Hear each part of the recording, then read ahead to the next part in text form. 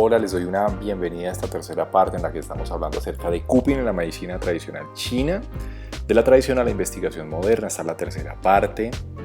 Mi nombre es Camilo Andrés Pinzón y espero que estemos aprendiendo mucho, espero que nos estemos saliendo de la idea clásica que siempre nos han dicho y nos veamos ante la perspectiva de entender el cupping desde otro punto de vista.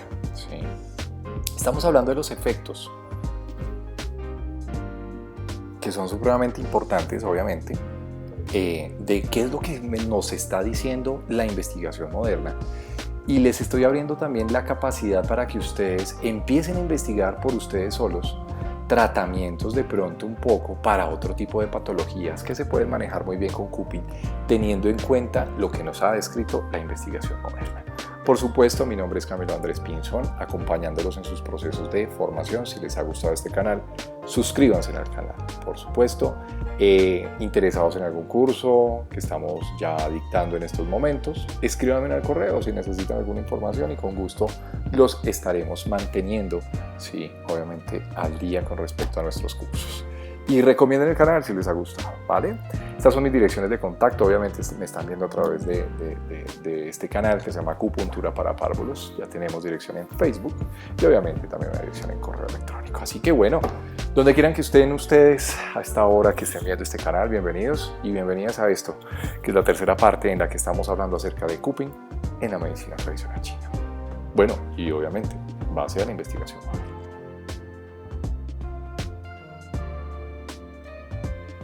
Bueno, muy bien.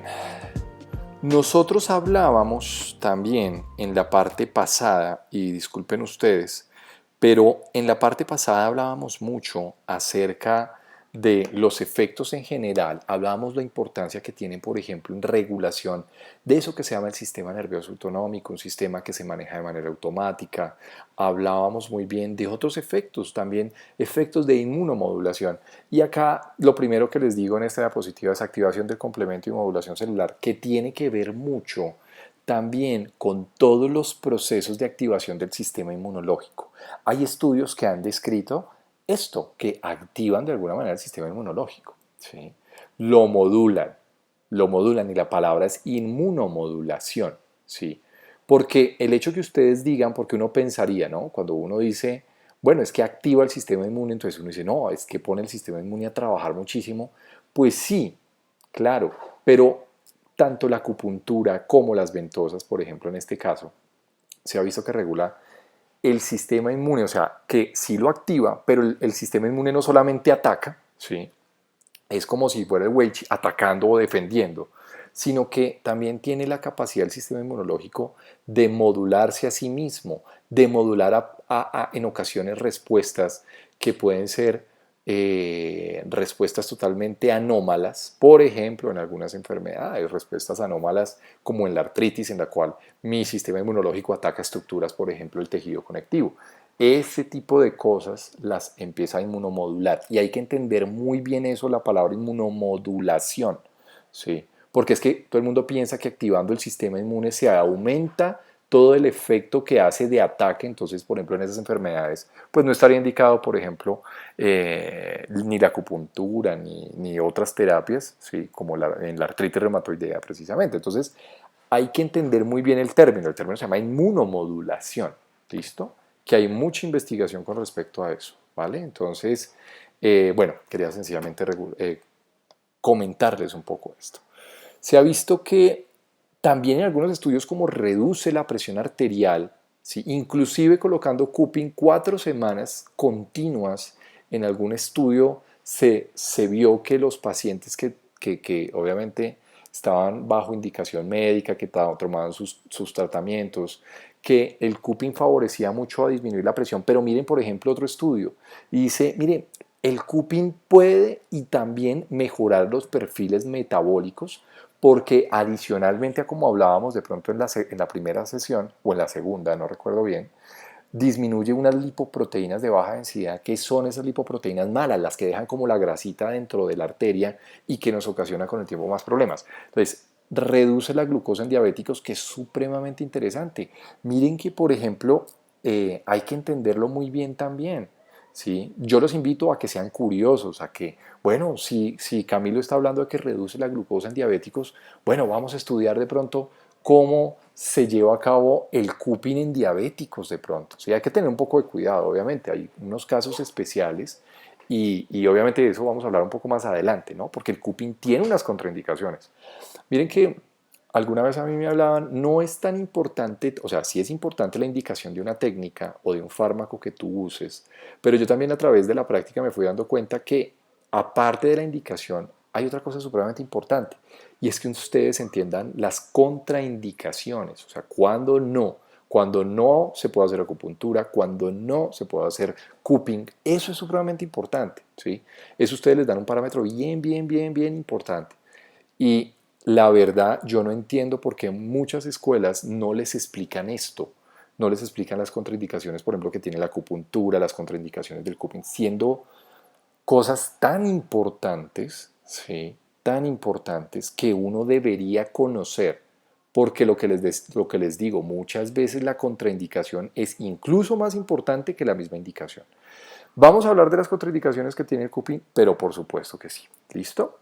Miren, interesante. Entonces miren que mejora el perfil lipídico, las grasas, sí, disminuye el LDL, mejora presión arterial, disminuye la glucosa en diabéticos. Entonces uno diría, wow, bueno, súper interesante, ¿no? Obviamente todo esto ir acompañado de protocolos médicos y de los médicos que estén atendiendo a los pacientes. ¿Sí? Eso es supremamente importante.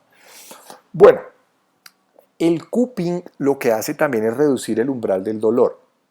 Lo hace a través de, bueno, dos, tres mecanismos que los vamos a ver un poco más adelante, porque obviamente después de esto vamos a empezar a mirar desde la tradición china cómo era este cuento del cupping y bueno, obviamente mi abuelita nunca fue a China y hacía cupping, por ejemplo. Entonces, son de esas tradiciones milenarias que no solamente son de China y únicamente de China, y ya les voy a contar un poquito la historia, pero pues obviamente uno diría, no, la abuelita Camilo estudió también medicina china. No, era una mujer trabajadora campesina que aprendió por su lado, posiblemente de su mamá, y así fue llevándolo a cabo.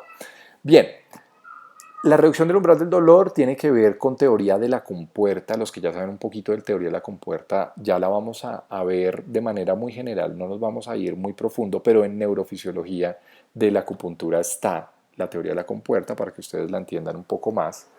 Y obviamente otras teorías como la teoría de... Ay, se me olvidó el nombre, disculpen ustedes. La teoría del control inhibitorio difuso, sí, que también la vimos ahí en ese video tutorial, y otra de la teoría de las zonas reflejas, ¿sí? Que lo vamos a explicar un poco más adelante. Vamos a hacer una combinación entre teoría clásica y teoría moderna. Vale. Sin embargo, de las teorías y de los efectos más pronunciados dentro de los estudios clínicos son todas las propiedades que tiene a nivel biomecánico, ¿sí? O sea, las propiedades que ocasiona a nivel de la piel y del tejido celular subcutáneo y obviamente del tejido conectivo que viene absorbido por esa copita que tenemos nosotros y que usamos. ¿Listo? Eso es lo más frecuente y lo más investigado en qué es lo que favorece con respecto a la piel. Vamos a darnos cuenta qué es lo que favorece con respecto a la piel porque tiene un efecto muy de mecanotransducción y lo vamos a ver específicamente porque, bueno, el ejemplo más claro es, por ejemplo, en la estética. Hay mujeres que van a sesiones de estética que les ponen agujas, pero también les ponen cupping, un cupping especial, ¿no? Ojo con esto, ¿sí? Entonces hay que aprender muy bien las técnicas, ¿no? Pero hay un cupping muy especial que se usa, unas copas mucho más pequeñas, en policarbonato muchas de ellas, que tienen unos mecanismos de succión que no succionan muy fuerte obviamente la cara, ¿sí? Pero que tienen un efecto impresionante, por ejemplo, con la formación del colágeno, ¿sí? Y por eso lo usamos en medicina antienvejecimiento, así como usamos la acupuntura, la moxibustión en el video tutorial y en el conjunto de videos que vimos la vez pasada, también está muy involucrado en esta parte. Tenerla en cuenta, por supuesto. Bien, ¿cuándo lo usamos nosotros? ¿Cuándo decimos usar cupping versus acupuntura? ¿Mejor cupping, mejor acupuntura o las dos combinadas?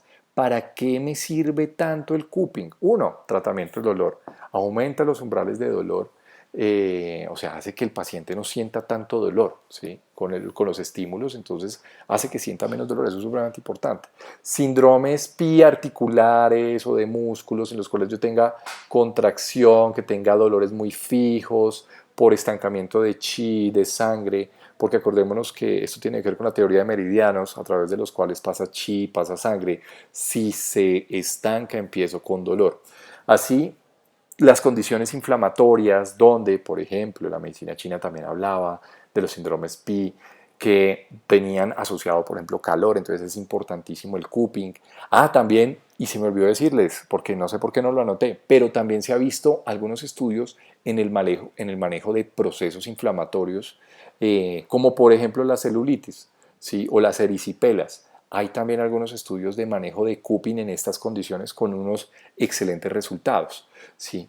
¿Por qué? Porque pues favorece obviamente la llegada de todos esos factores a esas zonas donde está inflamado, donde hay rubor, donde hay calor, donde hay inflamación, que tiene que ver mucho medicina china, obviamente, con el factor patógeno, en este caso el calor. Entonces, las condiciones inflamatorias en general tienen que ver o con calor o con fuego en general. De ahí entonces que las usemos mucho.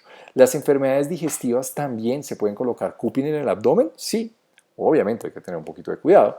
Condiciones de manera circulatoria como la hipertensión, lo hablábamos ahorita, mejora mucho, por ejemplo, el movimiento muscular y osteoarticular del sistema respiratorio, de ahí que las usemos también para condiciones del sistema respiratorio y también hay algunos puntos en espalda que mejoran mucho, que son puntos, por ejemplo, para drenar viento. Entonces uno, en lugar de ponerle de pronto una aguja, le pone el cupping, porque sabemos que como que si eso absorbiera, ¿sí? De ahí que se use mucho para esta, ¿no? Condiciones dermatológicas donde yo tenga generalmente la presencia de calor, forúnculos, eczemas, se usan también. Parálisis facial, porque las parálisis facial son muy ocasionadas, por ejemplo, por la presencia de viento.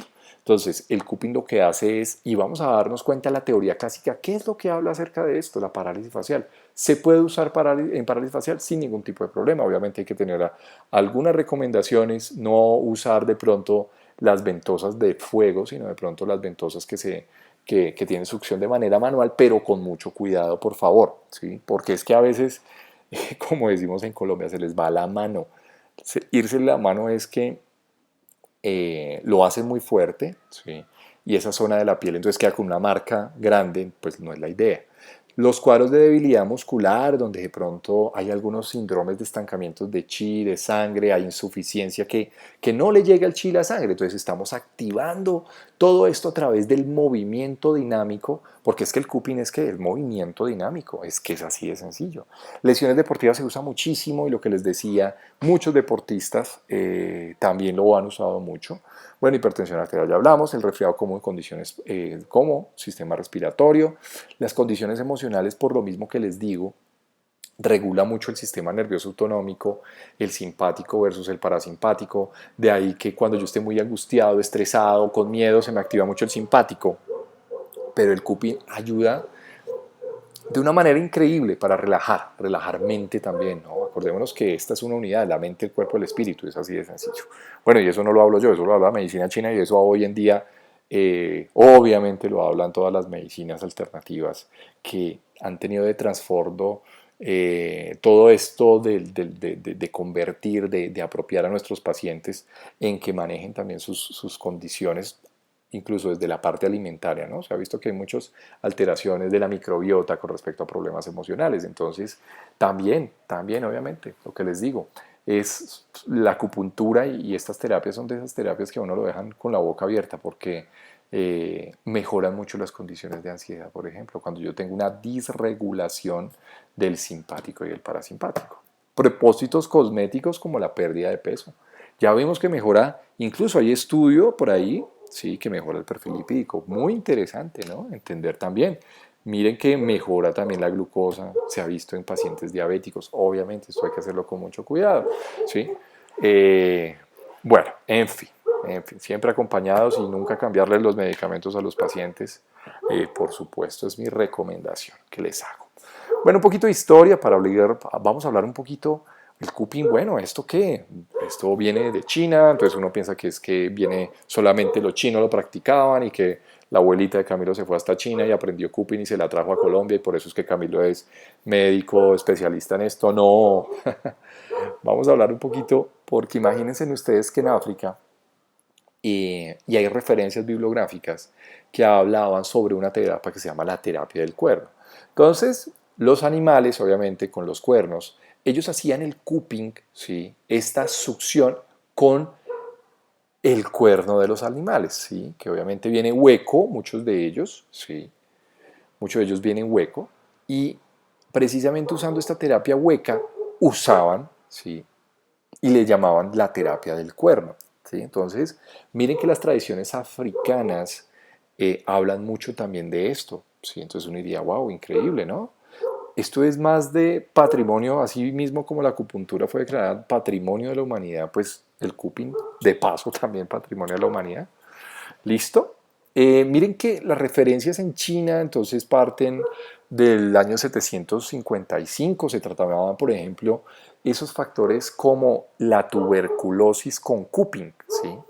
La tuberculosis pulmonar con el cupping, porque obviamente el cupping lo que hacía era absorber, no, dispersar, ¿sí? Pero yo siempre, desde la primera vez que aprendí cupping un poco, sentía que cuando uno hacía cupping, era como precisamente la absorción de esa energía que estaba en exceso dentro del cuerpo.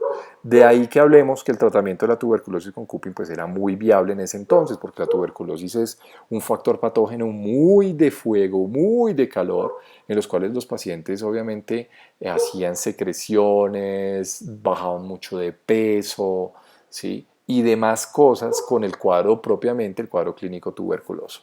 Listo, 300 años después, entonces hablamos sobre las curas de la tos crónica. Miren que, por ejemplo, acá empezó el cupping muy fuerte para tratar patologías del sistema respiratorio, ¿sí? Inclusive tratamiento efectivo de envenenamiento de serpiente con cupping, ¿sí?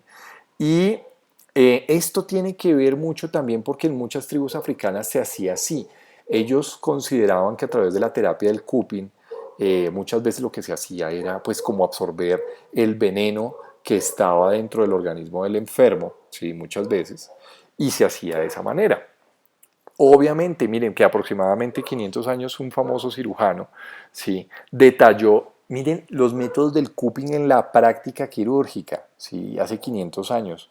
Bueno, impresionante, ¿no? Tendríamos que entrar a mirar la manera como el cupping, sí, trabaja también sobre patología quirúrgica, obviamente que no reemplaza ningún procedimiento quirúrgico necesario, ¿sí? Pero muy, muy interesante entenderlo también y abrirnos lo que les digo, la mente abrirlo y dejar de pensar que solamente el cupping lo tratamos en problemas osteomusculares.